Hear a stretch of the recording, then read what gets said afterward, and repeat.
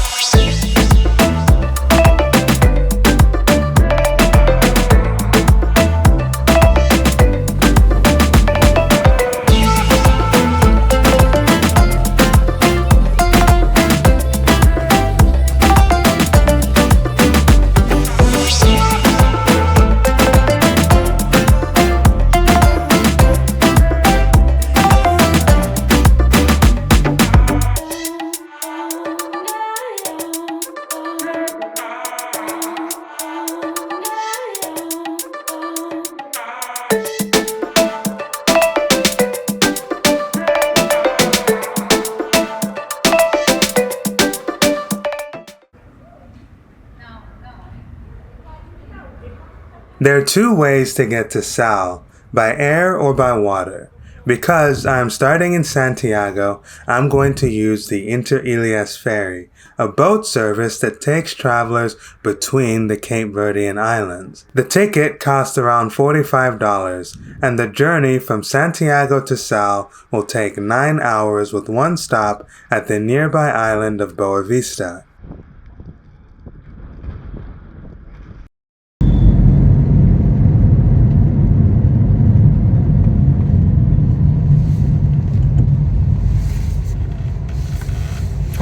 Okay. Chegamos. Interilhas will tell you to arrive 2 hours early for your voyage, but if you ask locals, they will tell you not to bother, because the ships are almost always outrageously late.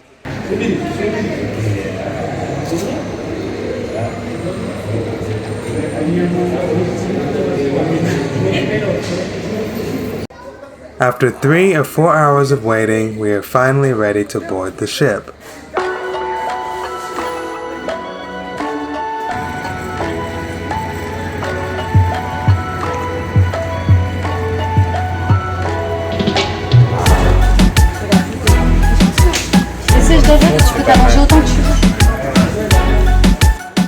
I don't know what I expected, but the ferry is immaculate. Everything is very new, modern, and clean. It feels like an airplane.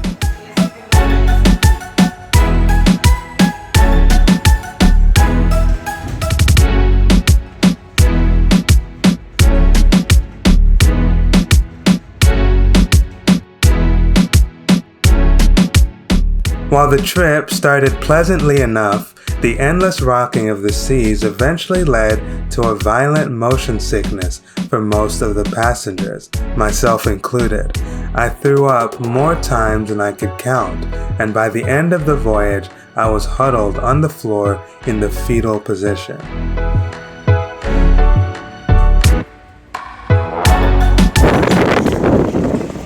Okay, it's my first day in Sal.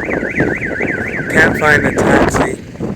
Was supposed to arrive at 12, but it's 6.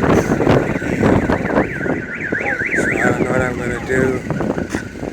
But yeah.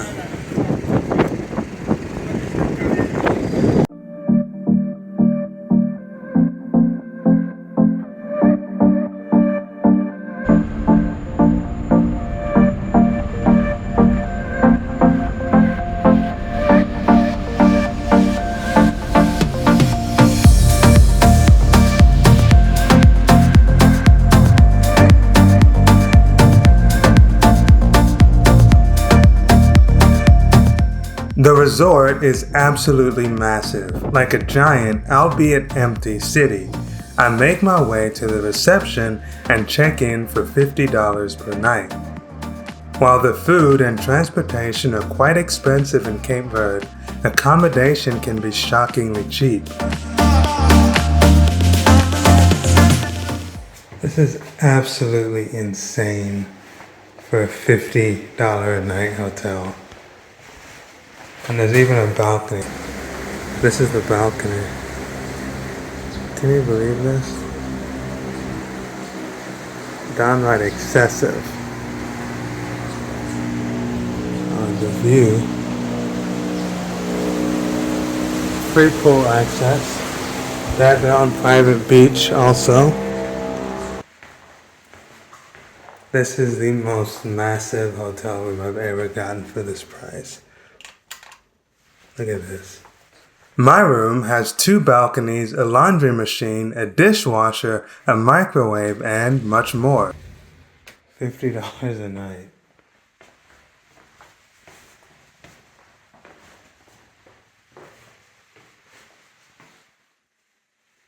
That is insane. While this massive room was only $50 per night when I stayed there, the price has now dropped to as low as $32 per night.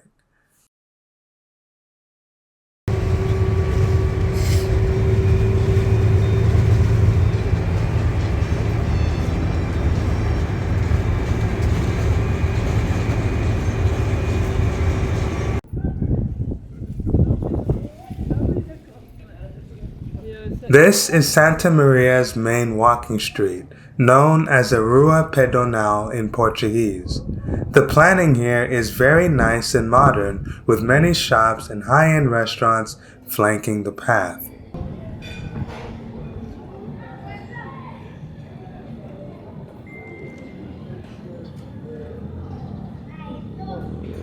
Club Kalema. Looks like a strip club. We'll check that out tomorrow night. Maybe with a hidden camera, we'll see. It's around time for lunch, so I stop for a bite to eat. I order lobster and rice for around $36. The waitress is incredibly nice. I think she's from Santiago.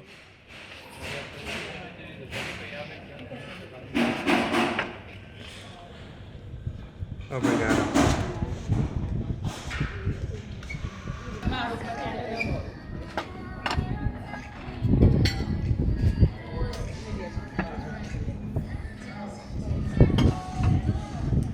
Thank you.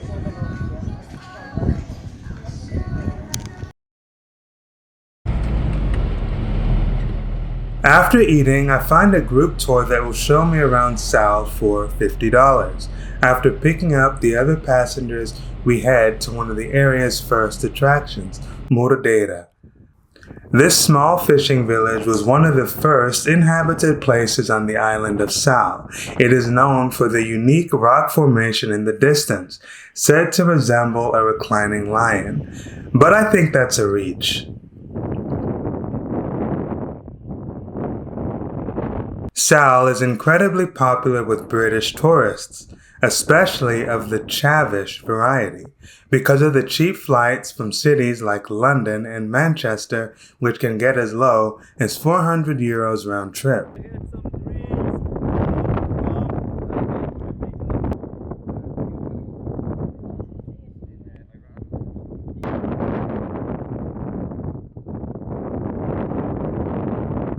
The wealthier Europeans also buy vacation homes here, along with returnees from the Cape Verdean diaspora.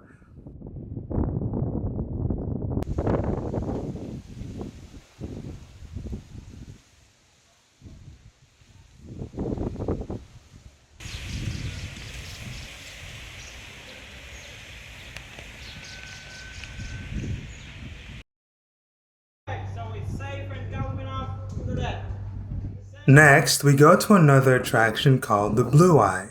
Located near Buracona Lagoon in the fishing village of Palmyra, the Blue Eye is a classic tourist trap. This underwater cave resembles a human eye when viewed from above.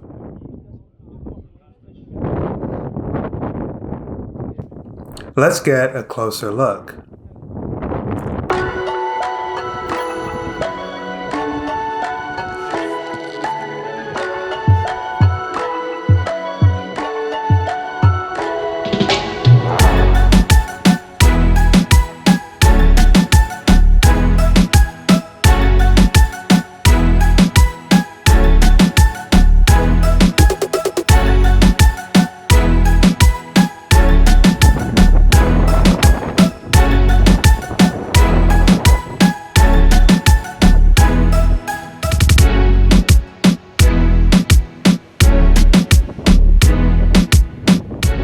The area also boasts several gorgeous natural ponds created by volcanic activity centuries ago.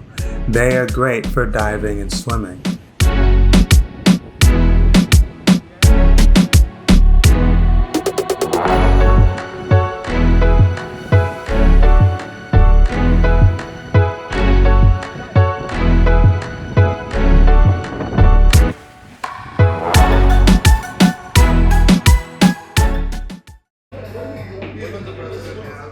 I take a break and visit the Blue Eye restaurant for a cocktail.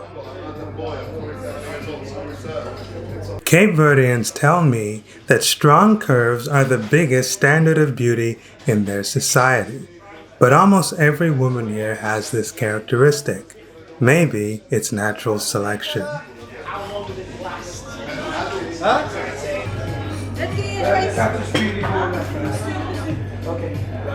Thank you. Later, the group returns to Espargos for lunch.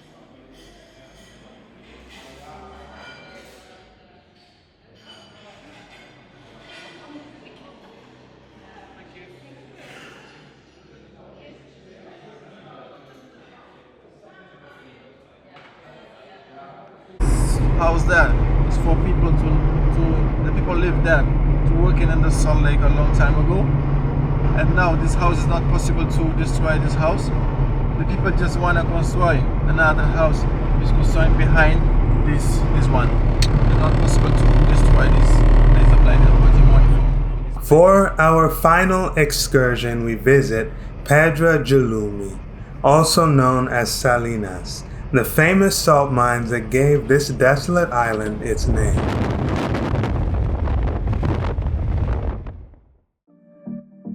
Despite being discovered in the 15th century, Sal Island was barely inhabited until the late 18th century when a sophisticated salt mining industry was developed here to supply Brazil. Most natives here descend from those few families who worked in these mines. The rest are more recent immigrants from the nearby islands like Santo Antão, São Vicente, and Santiago. Cape Verde's salt industry came to a screeching halt when Brazil banned salt imports in 1887, plunging this once wealthy island into total destitution.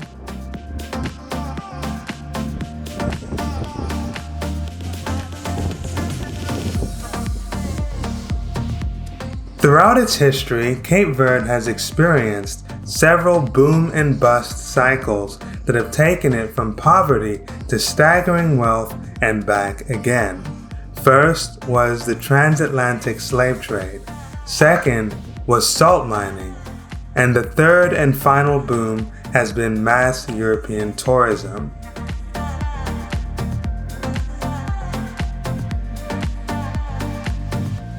Has this long-suffering nation finally built a sustainable economy, or will it once again come tumbling down?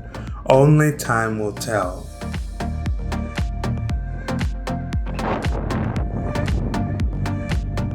We enjoy a relaxing swim in the salt ponds before calling it a day.